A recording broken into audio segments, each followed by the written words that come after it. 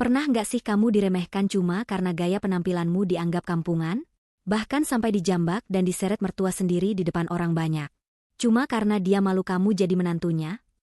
Tapi, gimana kalau ternyata kamu bukan wanita sembarangan? Gimana kalau kamu justru yang punya kuasa atas semua yang mereka banggakan? Di video kali ini, kamu akan dengar kisah nyata yang gak cuma bikin geram, tapi juga bikin kamu berpikir dua kali sebelum meremehkan seseorang dari luarnya aja. Sebelum kita mulai, tulis dulu di kolom komentar namamu, dari kota mana kamu nonton, dan apa kamu pernah merasa diremehkan juga kayak tokoh kita hari ini? Jangan lupa klik tombol like, subscribe, dan share video ini ke teman-teman kamu. Supaya makin banyak yang tahu, wanita itu bukan lemah, tapi bisa jadi sangat kuat saat dibutuhkan. Selamat datang di cerita Momo. Disinilah wanita bangkit bukan untuk membalas, tapi untuk menunjukkan siapa dirinya yang sebenarnya. Yuk kita mulai ceritanya. Suara sepatu hak tinggi bergema di lorong kantor yang dingin dan elegan. Langkah cepat dan penuh amarah itu berasal dari seorang wanita parubaya yang berdandan menor dan bersuara tajam. Bu Rika, ibunda dari Randy, seorang manajer di perusahaan ini. Matanya menyapu ruangan dengan sorot mencari mangsa. Dan begitu matanya menemukan sosok yang dikenalnya, ia langsung menghampiri. Apa kamu gak punya malu? Hah? Datang-datang ke sini pakai daster murah kayak pembantu? Semua kepala menoleh. Ruangan kantor yang semula tenang, mendadak sunyi senyap. Beberapa staf tampak saling pandang. Beberapa lainnya mulai mengangkat ponsel mereka secara diam-diam, merekam kejadian yang tak mereka sangka akan terjadi pagi ini. Aku, Nadira, hanya berdiri terpaku. Tangan masih memegang map berisi berkas lamaran kerja. Aku baru saja sampai ke kantor ini, berniat mengantar lamaran pekerjaan untuk posisi admin marketing. Aku pikir, sebagai istri dari Randy, aku bisa ikut membantu secara profesional. Tapi ternyata, dasar kampungan. Kamu bikin malu keluarga. Lihat dirimu. Hardik Bu Rika lagi, suaranya meninggi. Aku hanya menunduk. Bukan karena takut, tapi karena malu. Bukan malu karena pakaianku, aku memakai tunik sederhana dan kerudung polos. Tapi karena semua mata kini tertuju padaku. Bahkan resepsionis yang tadi menyapaku dengan ramah, kini hanya mematung. Tunggu apa lagi? Keluar. Jangan injakan kakimu di kantor anakku. Kamu itu bukan siapa-siapa. Seketika itu juga, Bu Rika menjambak rambutku dengan kasar. Aku terkejut dan refleks menahan tangan beliau. Bu, tolong jangan di sini. Ini kantor, Bu, ucapku setengah berbisik. Tapi beliau tak peduli. Tangannya tetap mencengkram rambutku, menyeretku mundur ke arah pintu utama. Suara sepatu, suara kursi tergeser, suara orang-orang yang mulai berbisik, semuanya bergema di telingaku. Aku bisa merasakan kulit kepalaku perih. Pandanganku buram oleh air mata yang tertahan. Dan saat aku menoleh ke arah lift, di sanalah dia berdiri. Randy, suamiku. Dengan pakaian rapi, mengenakan name tag bertuliskan manajer operasional. Ia melihatku dijambak oleh ibunya. Ia melihatku diseret keluar kantor. Tapi dia hanya diam. Tidak satu langkah pun maju. Tidak satu kata pun keluar dari mulutnya. Hatiku terasa ditusuk. Bukan karena dijambak. Bukan karena dipermalukan. Tapi karena pria yang pernah bersumpah akan melindungiku, kini menjadi patung hidup yang membiarkanku dihancurkan. Bu Rika semakin keras menyeretku. Sambil berteriak, jangan pernah balik lagi ke sini. Kamu bukan bagian dari keluarga kami. Kalau bukan karena Randy kasihan sama kamu, dari dulu kamu udah aku usir dari rumah. Di luar kantor, aku terduduk di trotoar depan lobi. Nafasku sesak. Beberapa orang menatapku dari kejauhan, ada yang kasihan, ada yang sinis. Air mataku jatuh. Tapi aku cepat-cepat menghapusnya. Tidak, aku tidak boleh terlihat lemah. Aku berdiri. Menatap ke arah atas gedung tinggi tempat Randy bekerja, tempat kejadian memalukan baru saja terjadi. Gedung itu, perusahaan itu, adalah milikku. Flashback. Beberapa tahun lalu, aku menikah dengan Randy atas dasar cinta. Waktu itu aku tak memperkenalkan siapa aku sebenarnya. Aku hanya dikenal sebagai wanita biasa yang tinggal bersama neneknya di desa. Padahal, aku adalah cucu dari pendiri utama perusahaan tempat Randy bekerja, PT Surya Global Sentosa. Aku memilih hidup sederhana karena trauma masa kecilku. Ibuku, meski kaya raya, hidup penuh tekanan sosial. Aku berjanji suatu hari jika menikah, aku ingin hidup tenang, sederhana, dan dicintai karena diriku sendiri. Bukan karena harta. Tapi ternyata, kesederhanaan yang kupilih justru menjadi alasan aku direndahkan. Setelah menikah, Randy sempat menjadi suami yang baik. Tapi begitu karirnya mulai naik, dan Bu Rika mulai ikut campur, semuanya berubah. Ibunya menganggap aku tidak pantas mendampingi anaknya yang sukses. Katanya, aku tidak tahu cara berdandan, tidak tahu cara bersosialisasi, tidak tahu cara menjadi wanita kelas atas. Setiap hari aku dibanding-bandingkan dengan wanita lain. Bahkan ibunya pernah menyuruh Randy untuk menikah lagi jika aku tidak bisa berubah. Dan Randy hanya diam. Diam yang menyakitkan. Kembali ke hari ini, aku berjalan menjauh dari kantor. Kakiku lemas, tapi hatiku kini mengeras. Kamu pikir aku akan terus diam, Bu Rika? Gumamku pelan. Tanganku membuka ponsel. Masuk ke email. Kubuka folder internal files. Semua dokumen kepemilikan saham. Surat kuasa. Akta perusahaan. Semuanya ada padaku. Bahkan, tanggal rapat tahunan pemegang saham besar sudah dijadwalkan minggu depan. Aku tersenyum. Tapi bukan senyum biasa. Senyum seorang wanita yang selama ini diam, tapi kini akan bergerak. Bukan untuk balas dendam, tapi untuk memperbaiki harga diri yang diinjak-injak. Katu. Di dalam gedung kantor, suasana masih ramai membicarakan kejadian pagi itu. Beberapa staf membicarakanku di pantry. Tadi itu istrinya Pak Randy, ya? Iya, serem banget sih ibunya. Kasian banget. Tapi ya, namanya juga orang kampung. Tiba-tiba email masuk ke seluruh staf. Subjek, pengumuman rapat darurat, kepemimpinan baru PT Surya Global Sentosa. Semua karyawan mulai bertanya-tanya. Ada apa ini? Dan seseorang di ruang direktur tertinggi sedang menyiapkan ruangannya. Ruang yang selama ini kosong akan segera ditempati oleh pemilik sah perusahaan ini. Aku duduk di pinggir ranjang kamar kontrakan kecil kami yang hanya berukuran 3 kali 4 meter. Sambil menatap pantulan wajahku di cermin kecil, aku menarik napas dalam-dalam. Mata ini masih sembab.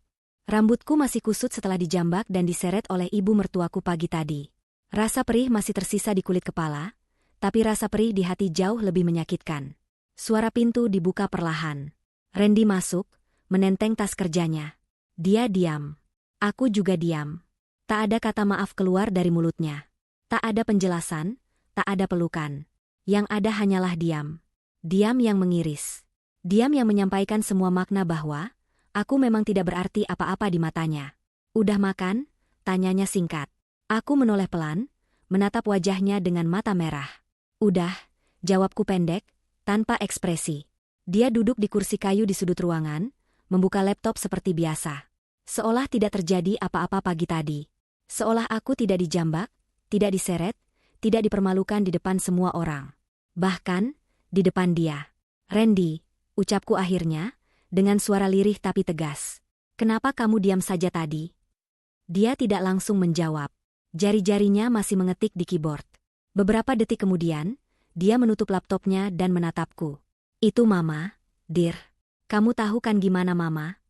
Justru karena aku tahu gimana Mama, aku berharap kamu bisa jadi pelindungku, bukan penonton, ucapku tenang, meski hatiku menjerit. Randy menghela napas berat. Dir, kamu harus ngerti.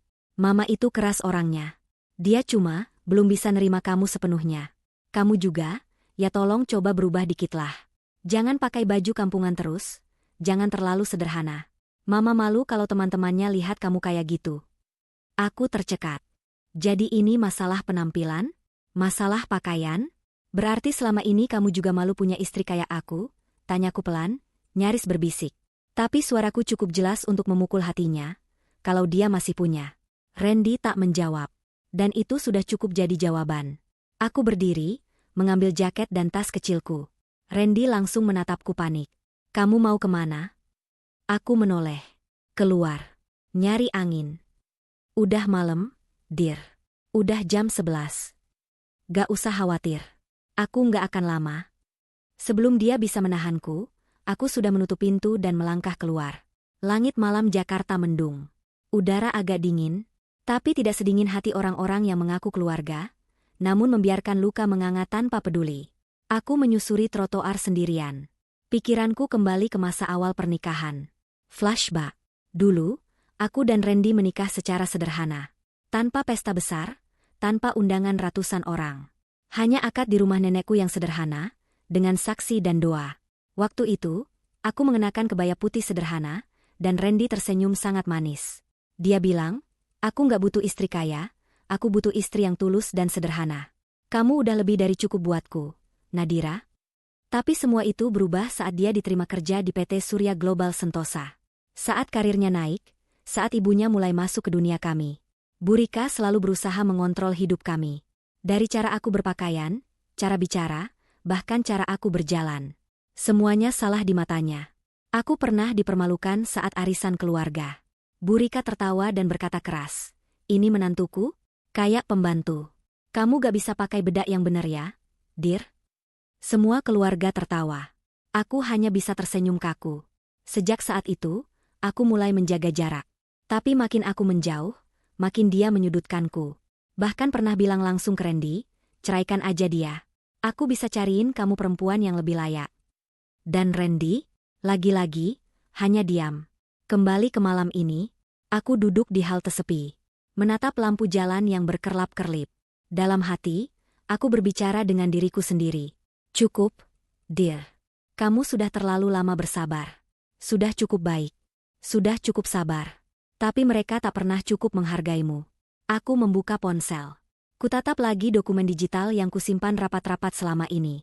Dokumen yang menegaskan bahwa aku, Nadira Kinasih, adalah pemilik 65% saham PT Surya Global Sentosa. Semua suratnya sah. Bahkan jika aku ingin, besok pagi aku bisa memanggil rapat luar biasa dan mengganti seluruh jajaran direksi, termasuk Randy. Tapi aku tidak mau gegabah. Aku ingin mereka tahu siapa aku, dengan caraku sendiri. Bukan dengan marah, tapi dengan kehadiran. Besok, aku akan kembali ke kantor itu. Tapi bukan sebagai istri Randy. Keesokan harinya, aku berdiri di depan cermin. Kali ini, aku memakai blazer putih bersih dan celana panjang hitam. Rambutku rapi. Wajahku segar dan tegas. Aku bukan Nadira yang dijambak kemarin. Aku adalah Nadira yang sebenarnya. Aku berjalan menuju lift eksekutif di gedung kantor Surya Global Sentosa. Satpam sempat menatapku heran, namun mereka langsung menunduk sopan begitu aku menunjukkan ID card dengan stempel emas. Naik ke lantai tertinggi, lantai 15. Ruangan Direktur Utama. Ruang itu sudah lama kosong sejak kakekku wafat, dan belum ada penerus tetap. Tapi hari ini, penerus itu datang sendiri. Aku duduk di kursi besar kulit hitam yang dulu pernah kududuki bersama kakek, saat kecil. "Kakek, Nadira kembali. Tapi bukan sebagai cucumu. Nadira datang sebagai pemilik kekuasaan untuk mengembalikan harga diri yang diinjak-injak." Tanganku menekan tombol interkom. "Silakan umumkan ke seluruh divisi, besok jam 9 pagi akan ada rapat umum mendadak bersama Direktur Utama baru." Keesokan paginya, suasana kantor PT Surya Global Sentosa tampak normal dari luar. Karyawan berlalu lalang seperti biasa. Senyum basa-basi ditukar di antara meja kerja, dan bunyi mesin fotokopi terdengar dari ujung ruangan. Tapi sesungguhnya, pagi itu bukan pagi biasa. Satu notifikasi telah mengguncang seluruh divisi, email resmi dari bagian sekretariat utama perusahaan. Rapat umum mendadak. Harap semua manajer, kepala divisi, dan staf senior hadir pukul 9 WIB di ruang rapat utama lantai 15. Rapat akan dipimpin langsung oleh Direktur Utama baru. Semua orang heboh. Termasuk Randy, suamiku. "Apa-apaan ini? Direktur Utama baru? Bukannya belum diputuskan?" tanya Randy sambil merapikan jasnya di depan kaca. Ia tengah berdiri bersama beberapa rekan manajer lain di pantry. "Gak tahu. Tapi katanya hari ini langsung dikenalkan," jawab seseorang. Tak ada yang tahu bahwa wanita yang mereka bicarakan itu sudah duduk di ruang rapat lantai atas, memantau mereka dari kamera CCTV internal. Aku, Nadira. Aku duduk di kursi tengah ruangan rapat yang megah, tangan menelusuri dokumen struktur perusahaan. Di sisi kananku duduk Pak Hermawan, penasihat hukum internal dan juga saksi utama ketika almarhum kakekku menyerahkan kendali perusahaan padaku. "Bu Nadira, semua sudah siap. Tinggal menunggu waktu dan para undangan datang," ucapnya dengan tenang. Aku mengangguk pelan. Dalam hatiku, masih ada getaran. Bukan karena takut, tapi karena ini adalah pertempuran emosional yang akan membuka segalanya.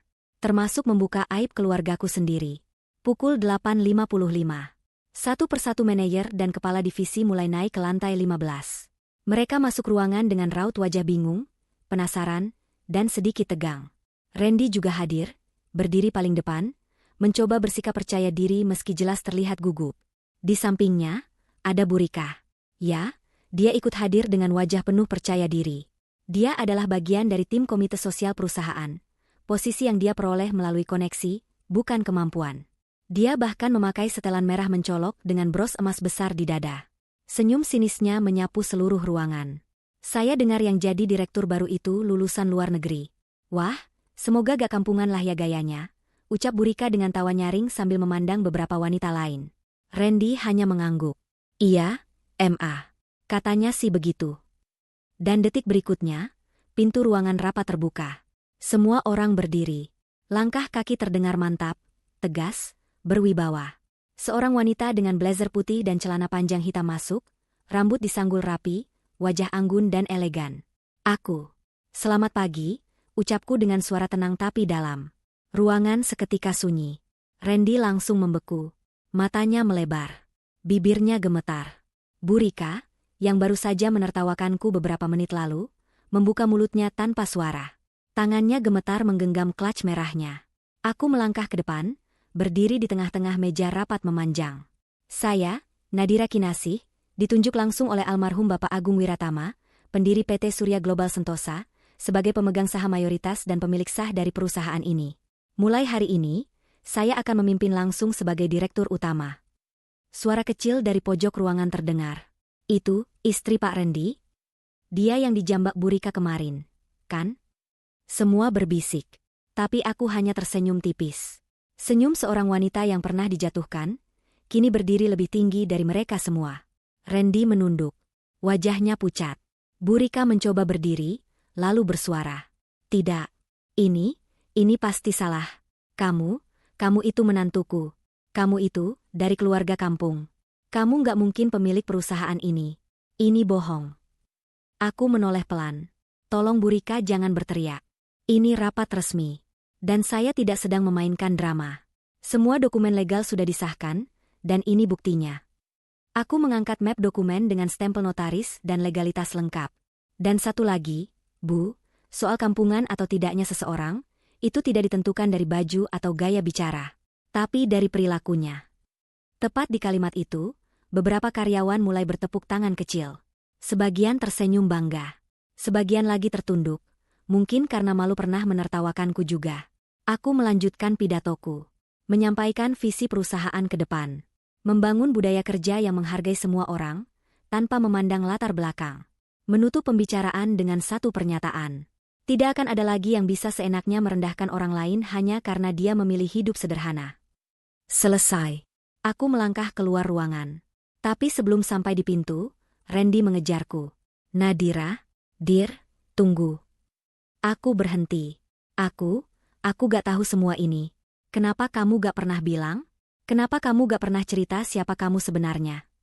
Aku menatapnya, lama. Karena aku ingin dicintai sebagai Nadira, bukan sebagai pewaris perusahaan. Tapi ternyata, bahkan sebagai Nadira pun, aku tak cukup layak bagimu. Aku melangkah pergi, meninggalkan Randy yang kini berdiri seperti orang linglung. Dari belakangku, Bu Rika tak mampu berkata apa-apa lagi. Dia hanya duduk di kursinya. Kaku. Matanya penuh kepanikan. Dan ini, baru permulaan. Setelah rapat besar pagi itu, seluruh isi kantor seolah berubah. Suasana yang biasanya penuh tekanan dan desas-desus, kini menjadi hening, penuh hormat, sekaligus rasa penasaran. Siapa sangka, wanita yang kemarin dijambak dan diseret keluar dari lobi kantor oleh ibu mertua salah satu manajer. Ternyata adalah pemilik perusahaan itu sendiri. Nama Nadira Kinasih langsung jadi topik utama di setiap sudut.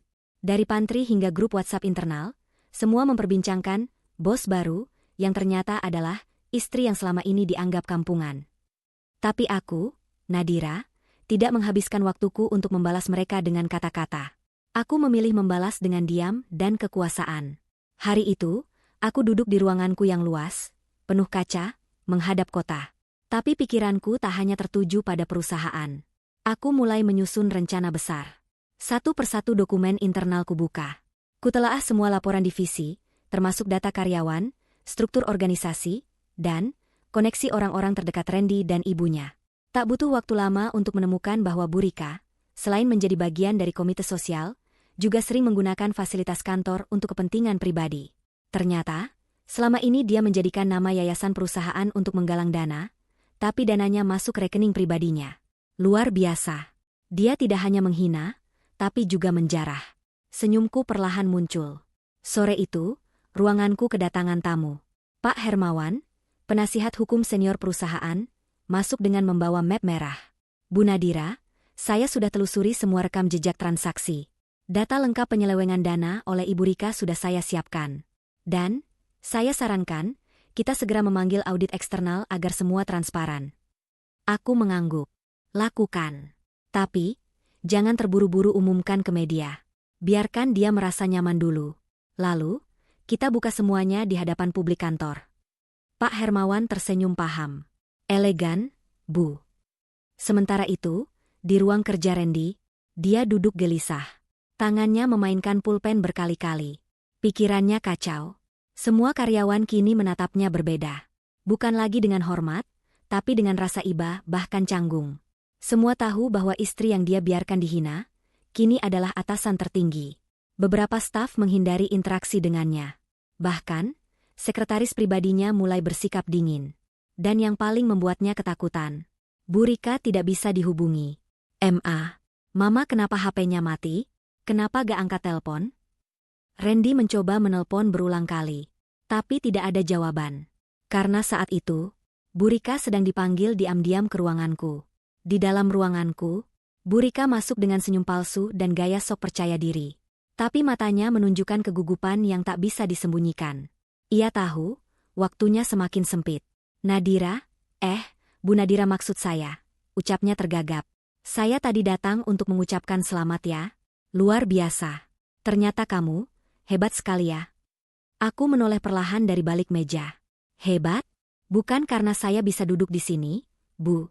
Tapi karena saya masih bisa menahan diri, setelah semua yang Ibu lakukan kemarin. Wajah Bu Rika seketika memucat. Aku menggeser satu map ke depannya.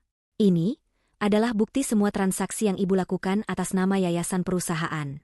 Termasuk aliran dana ke rekening pribadi Ibu dan beberapa pembelian barang mewah tanpa persetujuan direksi. Bu Rika menelan ludah. Nadira, maksud Mama, itu semua cuma salah paham. Mama gak tahu kalau itu melanggar aturan.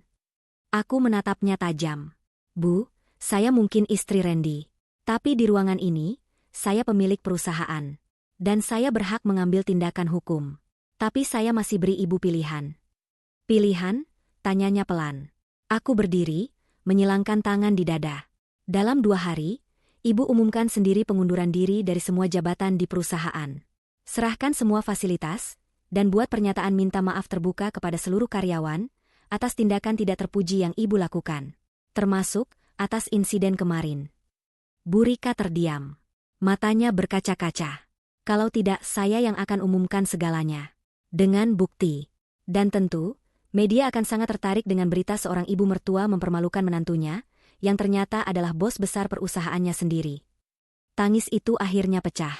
Tangis penuh penyesalan, atau mungkin hanya karena ketakutan kehilangan muka. Sementara itu, Randy akhirnya nekat masuk ke ruanganku. Dir, aku mohon, kita bisa bicara? Aku menoleh pelan. Bukan waktu yang tepat, Randy. Kamu manajer di sini, dan jam kantor masih berjalan. Dir, aku mohon, aku tahu aku salah. Aku tahu aku gagal melindungimu. Tapi aku memotongnya dengan satu kalimat. Randy, kamu tahu kenapa aku tidak pernah bilang siapa aku sebenarnya sejak awal? Randy diam. Karena aku ingin tahu, siapa yang akan tetap mencintaiku meski aku tak punya apa-apa. Dan sekarang aku tahu jawabannya. Dia tertunduk. Aku melanjutkan. Kamu bukan hanya diam saat aku dihina. Kamu ikut menertawakanku di belakang. Kamu biarkan ibumu menghancurkan harga diriku, padahal kamu tahu aku istrimu. Air mata Randy mulai jatuh. Tapi semua sudah telat. Hari itu, aku kembali duduk di kursi direktur. Kupandangi foto almarhum kakek di sudut ruangan. Aku berbisik dalam hati. Kek, aku mungkin lahir dari keluarga berada. Tapi hari ini, aku jadi kuat bukan karena warisan, tapi karena semua luka yang mereka berikan. Di saat seluruh kantor mulai sadar bahwa aku bukan wanita sembarangan, aku tahu waktuku untuk mengungkap semuanya sudah dekat. Selama ini, aku memilih diam. Bukan karena takut, tapi karena aku ingin melihat sejauh apa mereka meremehkanku. Dan hari itu, hari yang ditunggu-tunggu akhirnya tiba. Pagi itu, aku memanggil pertemuan khusus. Hanya orang-orang tertentu yang hadir.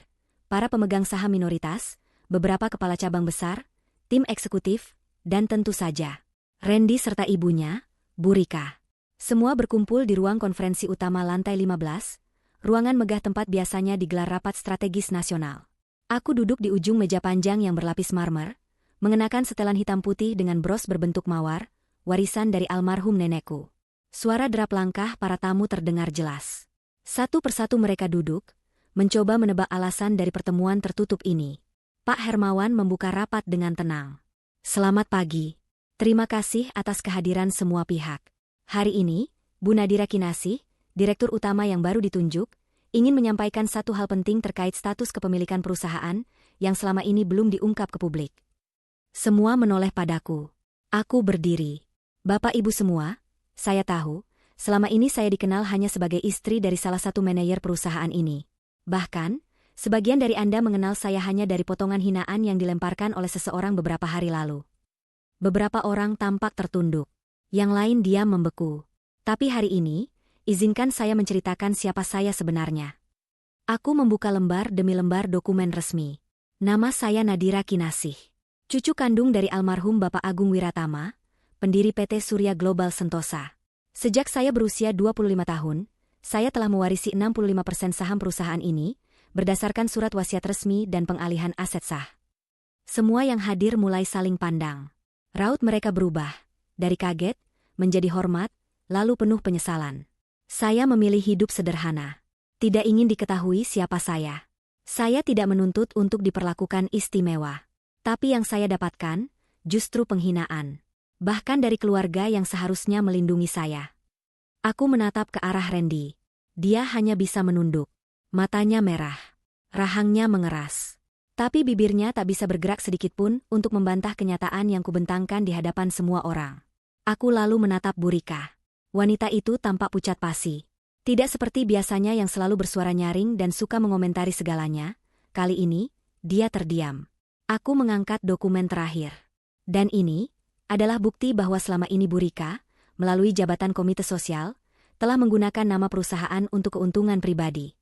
Semua transaksi fiktif dan penyelewengan dana kini telah masuk dalam laporan audit resmi. Suara para pemegang saham langsung heboh. Gila, ini penipuan kelas berat. Gak nyangka, selama ini kita percaya sama dia. Bu Rika berdiri, panik. Tunggu. Nadira, Mama bisa jelaskan semua ini. Ini cuma salah paham. Semua ini bisa dibicarakan. Aku menatapnya, tajam. Bu, saat saya dijambak dan diseret keluar dari kantor ini, Ibu tidak membiarkan saya bicara. Jadi sekarang giliran saya yang tidak akan biarkan Ibu bicara. Suara riuh mulai memenuhi ruangan. Aku menutup pertemuan dengan tegas. Mulai hari ini, saya akan memimpin perusahaan ini secara langsung. Saya akan membangun kembali budaya yang menghargai kerja keras, bukan silsilah. Saya tidak ingin perusahaan ini dipimpin oleh orang-orang yang menjatuhkan, menghina, dan meremehkan yang lemah. Semua berdiri dan bertepuk tangan. Tepuk tangan untuk wanita yang mereka remehkan, tapi kini berdiri di atas mereka semua. Setelah rapat usai, aku kembali ke ruanganku. Randy mengejarku, untuk yang kesekian kalinya. Dir, kamu menang. Oke? Tapi tolong, kasih Mama kesempatan. Dia memang salah, tapi... Aku memotongnya, dingin. Kesempatan? Randy, saat aku memohon agar kamu bicara sedikit saja untuk membelaku, kamu bahkan tidak berani menatap mataku. Randy terdiam. Kalau kamu cuma suamiku, mungkin aku akan memaafkan. Tapi kamu adalah bagian dari sistem yang ikut menghancurkanku. Dan orang-orang seperti itu, tidak akan pernah kuizinkan kembali. Randy mulai menangis. Tapi aku hanya menutup pintu. Pintu masa lalu. Di luar ruangan, Bu Rika terduduk di bangku lobi. Sepatunya terlepas. Matanya kosong. Semua yang dulu dibanggakannya, status, gengsi, kekuasaan, kini hancur. Beberapa karyawan hanya lewat begitu saja, tidak ada lagi yang menyapanya ramah. Tidak ada lagi panggilan, Bu Rika, dengan hormat. Ia kini hanya wanita biasa yang akhirnya sadar. Ia telah menjambak dan menyeret pemilik kekuasaan tertinggi yang kini berdiri jauh di atasnya. Hari-hari setelah rapat besar itu terasa sangat berbeda. Di kantor, semua orang mulai menghormatiku. Bukan karena aku menunjukkan kekuasaan dengan keras kepala, tapi karena mereka melihat sendiri bagaimana aku dihina, lalu bangkit dan berdiri lebih tinggi dari siapapun. Aku tak perlu menjambak balik. Tak perlu membentak. Senyum dingin dan keputusan tegas sudah cukup untuk membuat banyak orang menyesal pernah meremehkanku. Sementara itu, kabar soal Burika menyebar cepat. Audit resmi diumumkan ke internal perusahaan. Penyelewengan dana oleh Burika menjadi konsumsi karyawan, meski tak satu pun berani membicarakannya secara terbuka. Ibu mertua yang dulu paling nyaring suaranya kini tak lagi punya tempat untuk berdiri tegak. Aku sengaja tak melibatkan media nasional, karena aku masih menghormati nama baik perusahaan. Tapi di dalam lingkup internal, semua tahu siapa pelaku sebenarnya. Dan siang itu, Burika datang lagi ke kantorku. Tapi bukan dengan sepatu hak tinggi dan bibir merah terang seperti biasanya. Kali ini, ia datang dengan langkah lunglai, wajah tanpa make-up, dan suara nyaris tak terdengar. "Dir Bu Nadira." Ia berdiri di depan ruanganku. "Boleh Mama bicara sebentar?" Aku menatapnya dari balik meja. "Silakan duduk." Ia duduk, lalu menarik napas berat. "Aku tahu aku sudah keterlaluan," ucapnya dengan suara bergetar. "Semua ini kesalahanku, Dir. Mama minta maaf. Kalau bisa, Mama minta tolong jangan teruskan ke jalur hukum. Mama malu." Aku memandangnya dalam diam. Bukan karena aku tak bisa bicara, tapi karena aku ingin dia benar-benar merasakan sunyi yang dulu pernah kupikul sendiri, saat dijambak dan diseret keluar seperti sampah. Beberapa detik kemudian aku bicara, "Tenang. Waktu ibu menyeretku keluar kantor, ibu tidak peduli aku malu. Waktu ibu menyebutku kampungan, ibu tidak peduli aku sakit. Dan waktu aku berdiri di depan pintu rumah, dipermalukan, tidak ada satupun kata, maaf, keluar dari mulut ibu. Sekarang, ibu mau aku melupakan semuanya begitu saja?" Burika mulai menangis. "Dir, Nadira, aku salah. Mama salah. Tapi tolong, jangan buat Mama di penjara. Mama udah gak punya siapa-siapa. Papa kamu udah lama meninggal. Harta juga udah gak punya lagi." Aku menatap wajahnya yang dulu begitu angkuh. Dan untuk pertama kalinya, Burika bersimpuh. Berlutut di hadapanku. Suara tangisannya terdengar jelas. "Aku mohon. Nadira, tolong ampuni Mama," katanya sambil menggenggam ujung bajuku. Hatiku teriris. Tapi aku tahu, keputusan ini bukan soal balas dendam. Ini soal menjaga martabat. Kalau aku membiarkannya begitu saja, maka akan banyak orang berpikir merendahkan wanita adalah hal yang bisa dimaafkan semudah membalikan telapak tangan. Aku menarik napas pelan. "Saya tidak akan menjebloskan ibu ke penjara," ucapku akhirnya. Burika mengangkat wajahnya, berharap. "Tapi, ibu harus menebusnya. Bukan dengan uang, tapi dengan mengembalikan nama baik semua wanita yang pernah ibu rendahkan." Dan hari itu pun tiba. Sebuah acara perusahaan digelar, bertajuk "Perempuan Hebat di Balik Perusahaan Hebat". Acara yang dihadiri seluruh divisi dan staf. Semua dibuat resmi dan disiarkan langsung melalui kanal internal perusahaan. Di atas panggung berdiri aku, Nadira, sebagai pemimpin acara. Dan di sampingku, berdiri Burika. Wajahnya pucat, namun pasrah. Aku mempersilakan beliau bicara. Dan untuk pertama kalinya, Burika berbicara, bukan dengan suara nyaring, bukan dengan nada tinggi, tapi dengan suara rendah dan tulus. "Saya, Rika Wulandari, menyampaikan permintaan maaf terbuka kepada seluruh staf, seluruh perempuan, dan khususnya kepada menantu saya, Nadira Kinasih. Saya telah bersikap arogan, menghina, bahkan berlaku tidak manusiawi kepada beliau. Saya menyesal. Dan saya belajar bahwa kesederhanaan bukanlah aib, tapi kekuatan. Saya hanya seorang ibu yang terlalu bangga, terlalu sombong, dan kini saya belajar dari orang yang dulu saya rendahkan. Terima kasih, Nadira." Tepuk tangan terdengar dari seluruh ruangan. Burika menangis di atas panggung. Dan aku menepuk pundaknya. Bukan karena kasihan, tapi karena aku tahu, keadilan bukan selalu tentang menghukum. Kadang, cukup dengan membuat mereka menyadari apa yang mereka hancurkan. Sementara itu di belakang panggung, Randy berdiri mematung. Ia menyaksikan semua dari kejauhan. Tak berani maju. Karena dia tahu, di mataku, dia sudah selesai. Beberapa hari kemudian, Burika benar-benar meninggalkan semua jabatan di perusahaan. Tapi ia memutuskan untuk tetap aktif di komunitas sosial luar, dengan pendekatan baru. Sementara aku mulai membenahi perusahaan dari dalam. Aku mengangkat lebih banyak wanita dari latar belakang sederhana, memberi mereka ruang untuk tumbuh. Aku memprioritaskan budaya kerja yang sehat, tanpa diskriminasi, tanpa intimidasi. Aku telah memulai babak baru. Dan semuanya dimulai dari satu jambakan rambut yang dulu membuatku jatuh. Bukan sekadar nama. Bukan sekadar simbol. Tapi kekuasaan nyata dan kesempatan untuk mengubah segalanya. Perusahaan ini besar. Tapi di dalamnya penuh dengan luka. Terutama dari mereka yang diperlakukan semena-mena hanya karena tidak cukup berpenampilan atau berdarah biru. Dan itu semua harus berubah. Pagi itu, aku menggelar rapat khusus untuk HR dan divisi manajerial. Topiknya hanya satu, perubahan budaya dan struktur perusahaan. Aku berdiri di depan layar besar. Ratusan karyawan dari berbagai divisi hadir secara langsung maupun online. Mulai hari ini, ucapku tegas, perusahaan akan melakukan audit internal terhadap seluruh sistem promosi, gaji, dan kebijakan kerja. Tidak ada lagi diskriminasi terhadap karyawan karena gaya hidup, asal daerah, atau latar belakang keluarga. Semua mata tertuju padaku. Kalau dulu kalian takut bicara karena yang kalian lawan adalah anak orang penting atau istri atasan, sekarang kalian boleh bicara langsung ke meja saya. Karena saya tahu rasanya dianggap rendahannya karena tampil sederhana. Beberapa staf perempuan di barisan belakang mulai berkaca-kaca. Dan aku tahu, mereka adalah aku di masa lalu. Sore harinya, aku meminta laporan tentang seluruh staf yang pernah dilaporkan karena gaya kampungan, tidak cocok tampil di front office, atau tidak representatif. Lembar-lembar itu kubaca satu persatu. Nama-nama itu, sebagian besar adalah perempuan. Sebagian besar dari daerah, lulusan kampus kecil, dan hidup mandiri. Dan dari semua nama itu, satu membuatku menahan napas. Nama Sari. Sari adalah resepsionis yang dulu sempat dibentak oleh Bu Rika di lobi depan, hanya karena mengenakan kerudung polos dan sepatu flat biasa. Aku ingat jelas saat itu. Aku sendiri pernah melihatnya menangis di toilet. Tapi waktu itu aku belum bisa berbuat apa-apa. Sekarang, aku bisa. Keesokan paginya, aku memanggil Sari ke ruanganku. Dia masuk dengan wajah takut-takut. Masih pakai seragam lama. Masih ragu melangkah. Selamat pagi, Bu, saya dipanggil.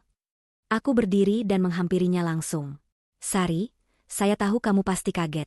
Tapi saya ingin ucapkan sesuatu, maaf. Dia terdiam. Maaf untuk apa, Bu? Untuk semua perlakuan buruk yang kamu terima di sini. Untuk setiap hinaan, bentakan, dan tatapan merendahkan yang kamu alami, termasuk dari keluargaku sendiri. Matanya membulat. Wajahnya mulai memerah menahan air mata. Aku melanjutkan. Saya ingin kamu tahu, kamu tidak salah karena sederhana. Kamu tidak kurang karena tidak memakai barang mahal. Dan kamu layak bukan karena penampilanmu, tapi karena kerja kerasmu.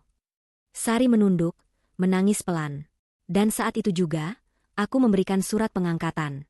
Mulai minggu depan, kamu saya tunjuk jadi koordinator front office dan hospitality training. Kamu akan melatih tim baru untuk jadi wajah perusahaan ini.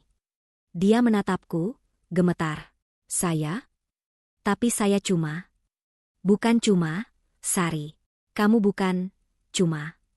Kamu orang yang bertahan walau diperlakukan tidak adil. Dan itu adalah kekuatan. Perubahan tak berhenti di situ. Aku membentuk tim evaluasi khusus untuk meninjau semua jabatan yang selama ini diberikan karena koneksi keluarga. Aku mulai bersih-bersih. Beberapa posisi strategis mulai digantikan oleh orang-orang yang benar-benar berkompeten, termasuk dari kalangan staf lama yang selama ini tidak pernah dilirik hanya karena tampil biasa. Dan ketika perubahan itu mulai terasa, banyak karyawan yang datang menemuiku secara diam-diam, hanya untuk bilang, Bu, terima kasih. Sekarang kami merasa punya harapan. Dulu saya hampir resign karena terlalu sering dihina. Tapi sekarang saya ingin bertahan.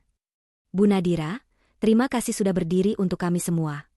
Sementara itu, di luar kantor, Bu Rika terlihat beberapa kali duduk di taman kompleks perumahan biasa.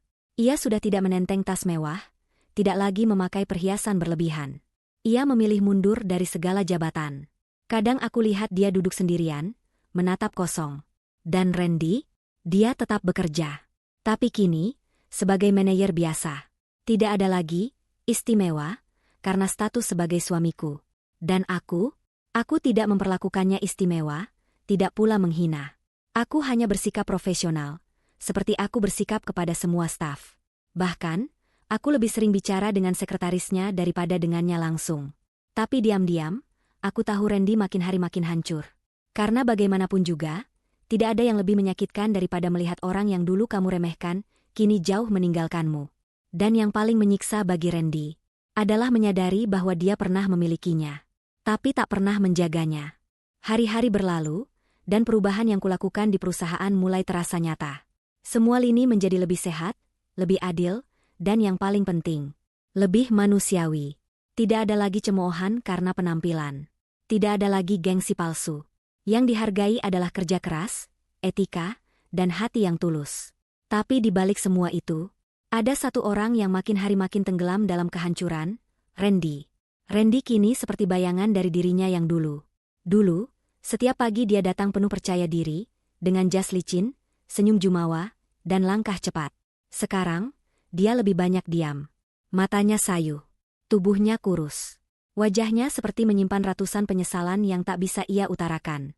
Setiap kali aku melewati ruangannya untuk meeting atau kontrol kerja, dia hanya menunduk. Tidak berani menyapa. Tidak berani menatap. Dan aku memilih diam. Karena kadang, diam adalah jawaban terbaik untuk mereka yang pernah mengabaikanmu. Sampai akhirnya hari itu tiba. Sore menjelang, saat sebagian besar karyawan sudah pulang. Randy memberanikan diri datang ke ruanganku.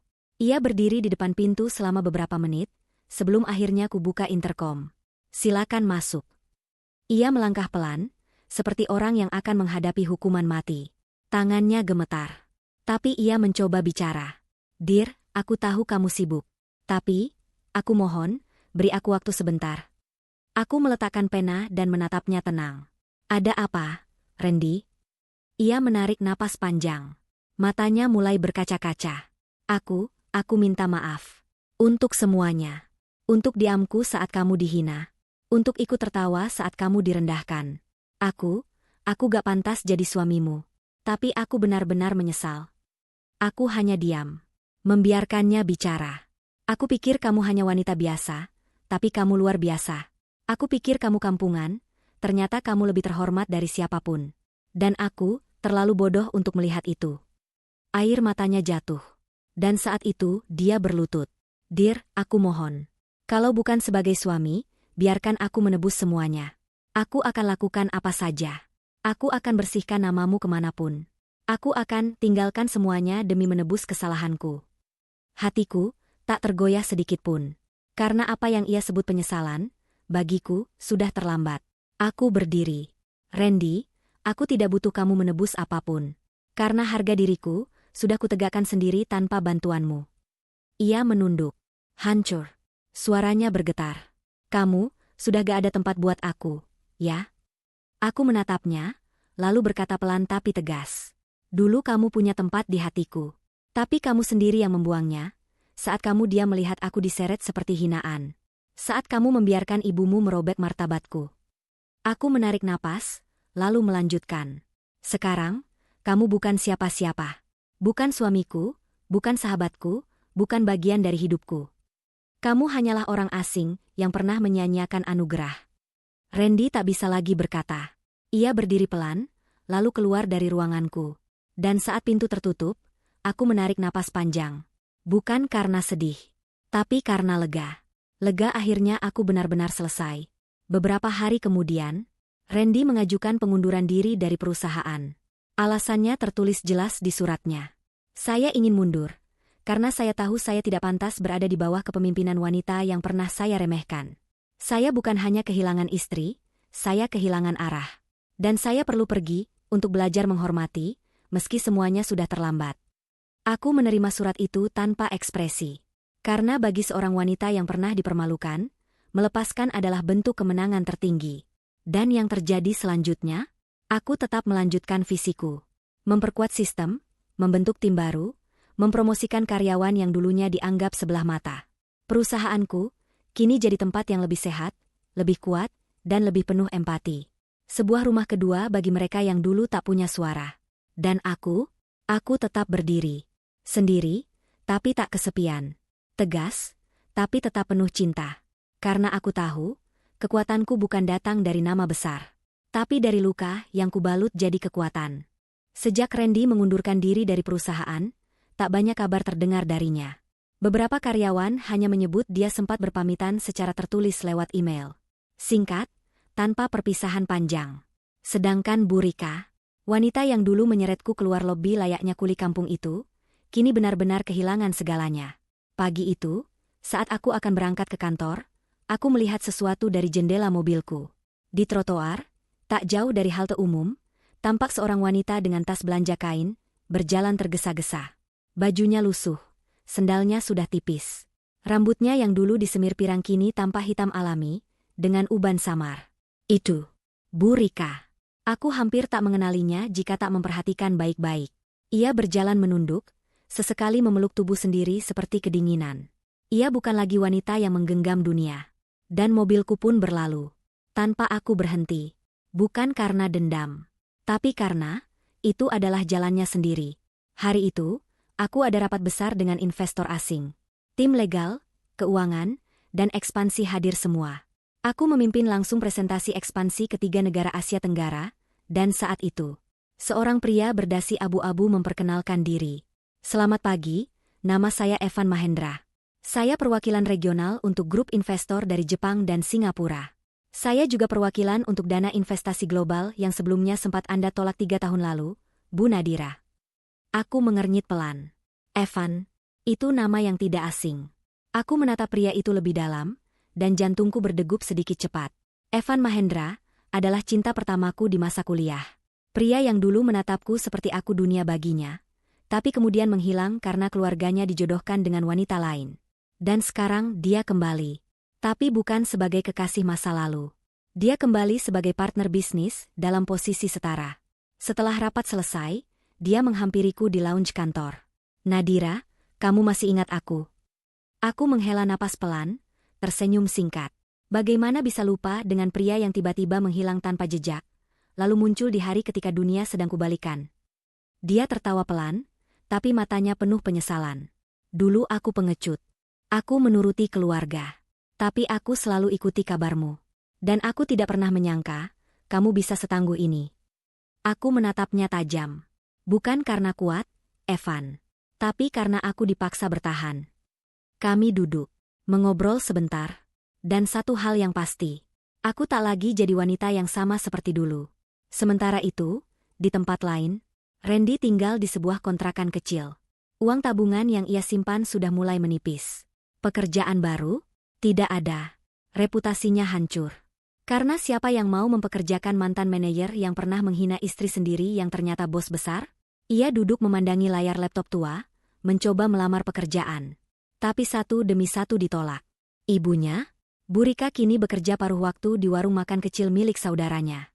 Ia mencuci piring, memasak, dan kadang melayani pelanggan. Tangan yang dulu menunjuk-nunjuk wajahku, kini harus melayani orang lain dengan kepala tertunduk. Dan yang paling menyakitkan bagi mereka adalah, setiap kali membuka media sosial atau berita bisnis, mereka melihat wajahku. Aku tampil dalam konferensi internasional. Aku masuk dalam daftar 10 wanita paling berpengaruh di industri Asia Tenggara. Wawancara TV, artikel Forbes lokal, hingga podcast inspiratif. Dulu mereka buang aku dari hidup mereka. Sekarang, dunia menjadikan aku contoh kekuatan seorang wanita. Sore itu, aku mendapatkan satu surat kiriman. Surat itu ditulis tangan.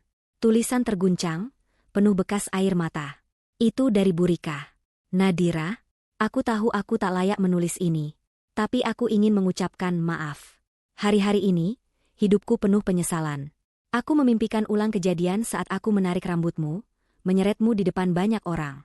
Aku menangis setiap malam, bukan karena hidupku sulit, tapi karena aku sadar, aku telah menyakiti orang yang paling sabar, paling baik, dan paling berharga dalam hidup anakku.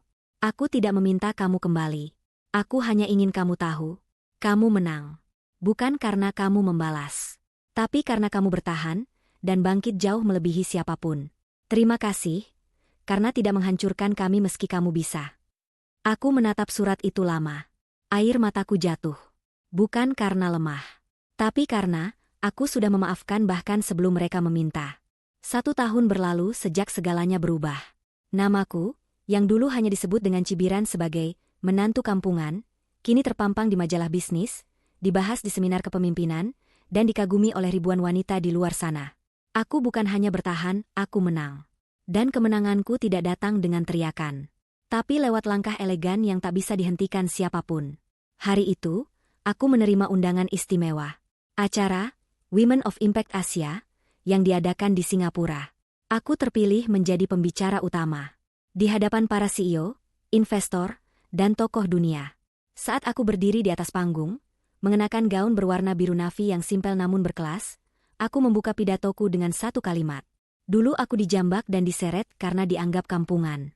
Hari ini, aku berdiri di sini bukan untuk membalas, tapi untuk membuktikan, wanita sederhana pun bisa memimpin dunia. Tepuk tangan bergema. Ruang besar itu hening sejenak, sebelum pecah oleh decak kagum dan standing ovation. Di antara ribuan penonton yang menonton via siaran langsung, ada dua orang yang menyaksikan dengan mata berkaca-kaca. Bu Rika, duduk di ruang tamu kontrakannya, memegang cangkir teh yang sudah dingin, menatap layar ponsel kecil dengan tangan gemetar. Dan Randy, duduk di warnet kecil, di pojokan, mengenakan hoodie lusuh, dengan wajah yang tak bisa menyembunyikan luka terbesar dalam hidupnya. Luka, karena kehilangan wanita yang dulu dianggap tak berarti, tapi ternyata adalah intan paling berharga yang pernah ia miliki. Setelah acara, aku diwawancara oleh media internasional. Apa yang membuat Anda bertahan saat dihina, bahkan direndahkan oleh keluarga sendiri? Tanya seorang reporter. Aku tersenyum, lalu berkata, karena saya tahu, harga diri saya tidak ditentukan dari mulut orang lain. Tapi dari bagaimana saya memperlakukan diri saya sendiri. Dan karena saya tahu, Tuhan tak pernah tidur. Beberapa bulan kemudian, aku meluncurkan yayasan bernama Kinasih Foundation. Sebuah gerakan sosial untuk membantu perempuan dari daerah, wanita terpinggirkan, janda, buruh pabrik, agar bisa mendapatkan pendidikan dan pekerjaan yang layak. Banyak dari mereka yang menangis saat pertama kali menerima bantuan. Dan setiap kali aku melihat mata mereka, aku melihat diriku yang dulu. Suatu malam, aku menerima sebuah email. Pengirim, Randy Permana. Isinya hanya satu paragraf. Dear, aku tidak berharap kembali. Aku hanya ingin bilang, kamu adalah hal terbaik yang pernah aku abaikan. Maaf, dan terima kasih sudah membuatku belajar dari cara yang paling menyakitkan. Aku membalas dengan singkat. Terima kasih. Semoga kamu belajar menghargai sebelum kehilangan lagi. Dan sejak itu, aku benar-benar menutup semua buku lama. Kini aku berjalan sendiri, tapi tidak kesepian. Aku dikelilingi oleh orang-orang yang mencintaiku karena aku, bukan karena statusku. Aku memimpin perusahaan yang menghargai perempuan. Aku hidup dengan damai, bukan karena tidak ada masalah, tapi karena aku tidak lagi membiarkan orang lain menentukan nilainya diriku. Dan kadang, saat aku berdiri di depan cermin, aku teringat wajah wanita yang dulu dijambak di depan umum. Tapi aku tersenyum. Karena wanita itu sudah menjelma jadi sosok pemimpin yang tidak menyimpan dendam, tapi menyimpan kekuatan. Dulu mereka menyeretku di lantai, kini mereka hanya bisa menatapku dari bawah panggung. Dulu mereka menyebutku kampungan, kini mereka menyebut namaku dengan penuh hormat. Karena aku tidak menghancurkan mereka, aku hanya menunjukkan bahwa wanita yang direndahkan bisa jadi orang paling berkuasa dalam hidup mereka. Masya Allah, siapa sangka, wanita yang dijambak dan diseret di depan umum, karena dianggap kampungan, kini berdiri paling tinggi dan dihormati oleh dunia. Teman-teman, dari kisah ini kita belajar, jangan pernah remehkan orang hanya dari penampilan luarnya. Karena kadang, orang yang kalian hina, justru sedang mempersiapkan diri untuk jadi ratu dalam hidup kalian. Kalau kamu suka cerita ini, yuk kasih like dan share ke teman-teman kamu. Jangan lupa juga subscribe channel Cerita Momo. Karena di sini, setiap kisah punya makna, dan setiap luka punya akhir yang membanggakan. Dan kamu, yang nonton video ini sampai habis, coba deh tulis di kolom komentar nama kamu dan kota asalmu. Biar kita tahu siapa aja pejuang hebat yang ada di seluruh Indonesia. Kasih juga emoji tanda tepuk tangan di komentar ya, buat tepuk tangan atas perjuangan Nadira di cerita ini. Sampai ketemu di kisah inspiratif selanjutnya. Tetap semangat, tetap kuat. Karena di balik kesederhanaan, bisa jadi tersembunyi kekuatan luar biasa. Cerita Momo, suara hati yang tak pernah padam.